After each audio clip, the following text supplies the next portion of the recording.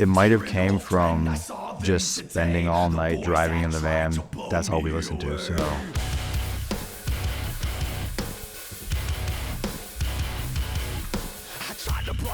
Sometimes our stuff may sound almost too polished and too perfect, and that was something that we wanted to not do away with, but step away from. And in doing that, we wanted to create these albums that were more in the vein of like the original nu metal bands who played to no click, mostly just going off the drummer's feel.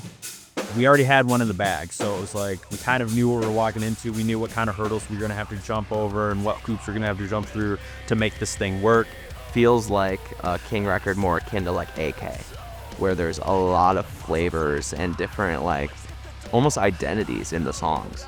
The stuff that we grew up on is just the stuff that we still listen to because we're jaded, old, washed up rockers, you know what I mean? That still think the Pumpkins and Nirvana and STP and Pearl Jam and Alice in Chains, and those things are still the best bands in the world, and they always will be.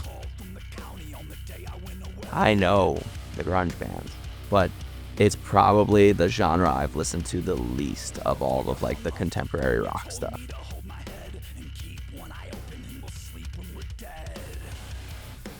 That's kind of what's really dope about this one.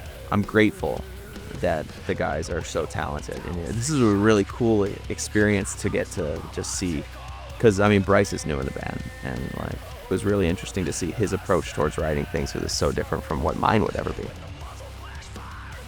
Being on tour together in April and May, there's a handful of days where we all sat down. Like a day that comes to mind, had my shirt off with my guitar, just ripping in the trailer, and I had an idea come to me, vocals and stuff like that. So I would just look over at David and I'd just be like, this is the idea I have for like the chorus, and I would look over at JP and I'd be like, start scatting.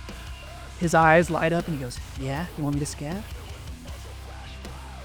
And he'd start going,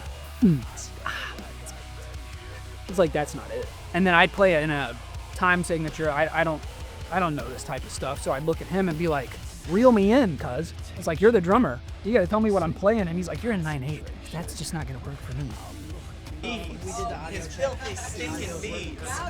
You know, I wasn't really nervous because I am the kind of person that when I learn material, I just listen to it until I can like close my eyes and just imagine myself playing it. And then, you know, you just jump behind the kid and it's there.